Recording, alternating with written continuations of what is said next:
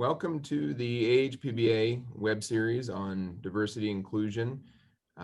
This will be our extra credit series looking specifically at mentoring. And I am pleased to introduce our speaker today. This is Dr. Selwyn Vickers. He is the Dean of Medicine at the University of Alabama's College of Medicine. He is originally from Demopolis, was raised mostly in Tuscaloosa and Huntsville, went and did his undergraduate, graduate, and residency all at the Johns Hopkins University in Baltimore. He was a disciple of John Cameron. He is a world-renowned HPB surgeon and research scholar. And so it is my pleasure to introduce Dr. Vickers. Thank you, Bart. Glad to be able to join you, and really glad to participate in a society that really has helped transform the understanding of management of patients with hepatobiliary tumors, and also really developed and fostered in an international and national format the growth of young HPB surgeons, and given them a distinctive home to grow and hone their craft, but also to develop their academic credentials. So very proud to be both a member and proud to be able to participate. Well, let's start off by asking you, what are the key traits that everyone should look for in a mentor? Yeah, I think in the basic concept of things, you need to look for a mentor who actually has achieved some of the aspirations you have. It's hard to have someone take you somewhere they've never been. So practically, one of the attributes of a mentor is that that person has had a measure of success in the direction that you want to go.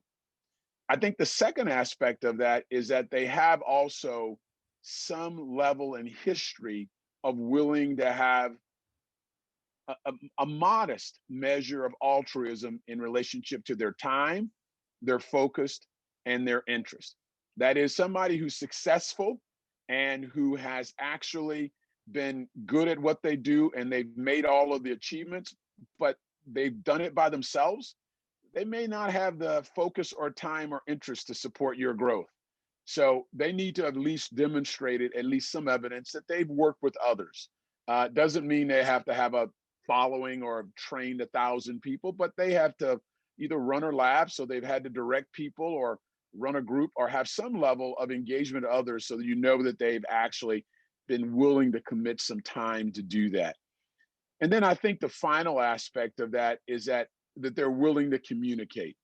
It is the willingness for them to both be honest with you as well as to actually convey their thoughts with you that will be helpful to you. Having someone who's smart and successful, who's willing to engage, but they're not willing to tell you what they think, doesn't help you. And so those are three fundamental things that I think a mentor should be able to do. They don't necessarily need to be your buddy. It'd be great if they were your friend, but they really just need to provide those things: a measure of sense of where you can go because they've been there, a willingness to, that they'll willingness to give you some time, and three, that they'll communicate with you so that you'll know what their thoughts are and you can get that advice to move forward.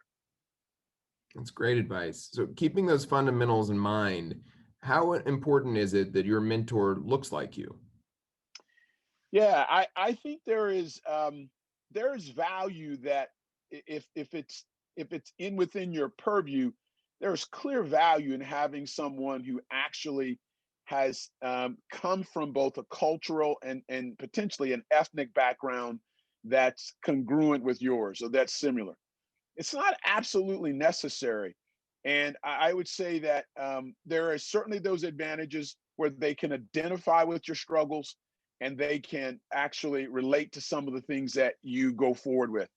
But I would say that it's probably not the first criteria. I would remind others, one of the organizations that has promoted diversity, and that one being the Society of Black Academic Surgeons, another being their Association of Women Surgeons. Some of the pioneers and stalwarts of those organizations were actually white men. For AWS, it was George Sheldon. He was president of the college chair at North Carolina, huge proponent of women surgeons. And then for SBAS, it was Dave Savaston. Dave was obviously maybe at his time, the preeminent surgical leader of his day. He had an African-American faculty member named Anya Akwari, and he held the first SBAS meeting. Dave was a mentor to many people. And in fact, in that scenario, probably the organization would have had a much harder time being founded if Dave was not behind it. So there isn't a absolute necessity. There's often other aspects that a mentor can bring to the table who doesn't look like you, as long as they're concerned and they're willing to be aware of the journey that you've had to take by virtue of who you are. And each of us have a journey that's pretty unique, and the mentor needs to be willing to understand and appreciate that so that his advice is not void of the reality you live in. Thank you. So what can someone do if they don't have an ideal mentor in their institution? Yeah, I think as a principle, Bart, I think the concept that I would put forward is having a mentoring team. I would say that if you're going to go down the road of getting a set of advisors, I would argue put together a 2 to 3 member mentoring team. And they don't necessarily need to have a pact among each other. It'd be great if they were formalized at your institution. But even if they're not, they need to be individuals who, in your mindset, they bring different aspects of that mentoring component for your career that you need. Someone may be a surgeon who's an outcomes researcher. One of their mentors may be truly an outcome scientist who's in a medical department, who's in a rehab medicine department, who's in public health, not a surgeon. One of your mentors may be a surgeon who's actually had a career in a different space, but they're in HPP and they've advanced in that. And another may be someone who actually fits the ethnic background that you have. So having a diversity of mentors in a mentoring team gives you the ability to actually have that skill set brought to a different level by having individuals participate. And then secondly, you're not going to always get the advice you need from a single mentor. It then gives you another individual who understands your situation and actually can give you credible advice because they lived it and they understand it. So one, I think it's important to probably have a mentoring team that's more than one, understanding that that is a healthy and valuable exercise to have to get the best advice to go forward. That's wonderful advice. How do you think it can be effective to find mentors completely outside of medicine to help advance your career, maybe in leadership roles where we know that people of color are definitely underrepresented at the higher levels of leadership in medicine? Yeah, I do believe that. I think having someone who's excelled in leadership. So one of my mentors when I moved to Minneapolis was a guy named Kerry Humphreys. He was not in medicine. He was a bright, kind man, but really had an interest in me. And he was a former CEO of Cargill USA. And Cargill is the largest privately owned corporation in America.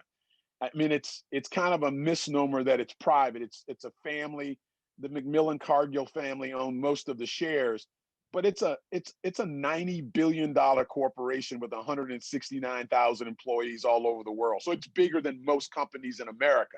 Just has that label that it's not publicly traded.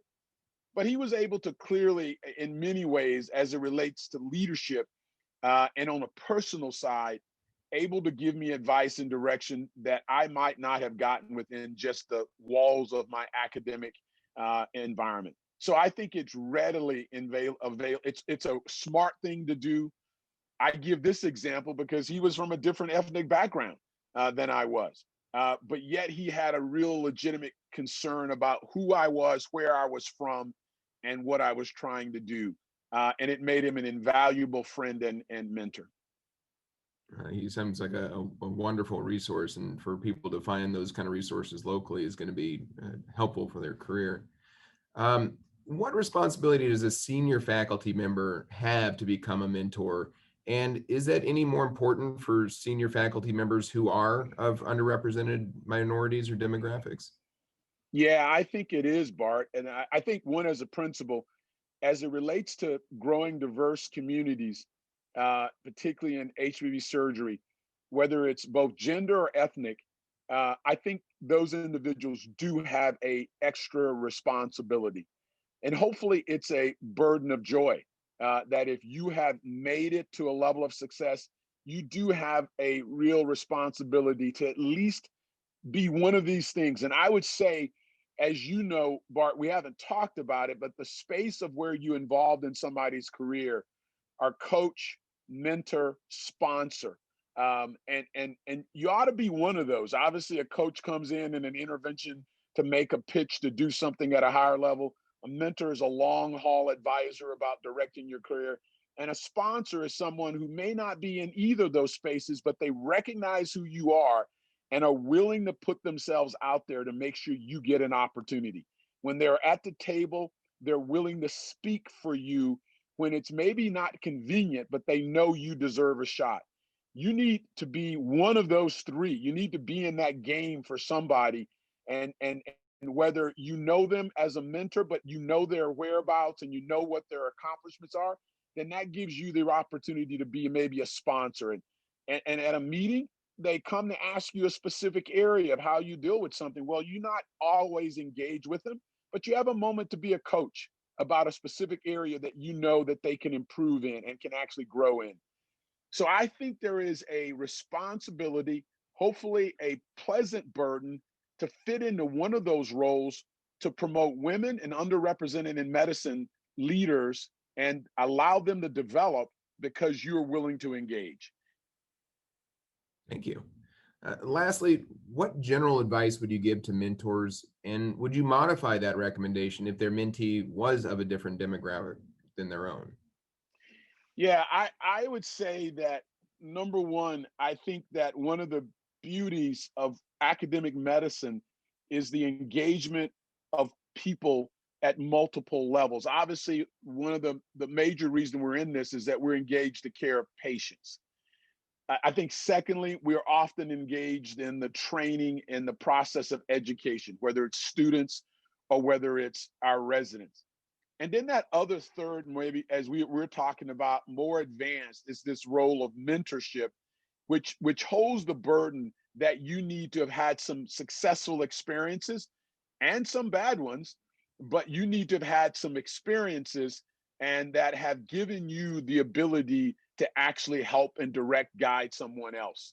And in general, I would say, we want to see that with more wins than losses, because that's where you want to follow someone to follow you toward a measure of success.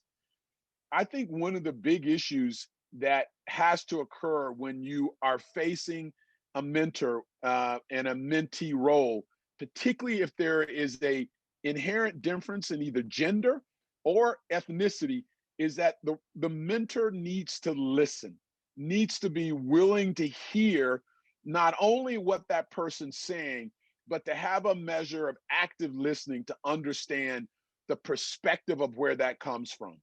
And they can never walk in their shoes, but they must be willing to hear the path that they walk, right? To ignore that path that they walk and simply say, this is what you got to do, is really not a way to connect or get your message heard.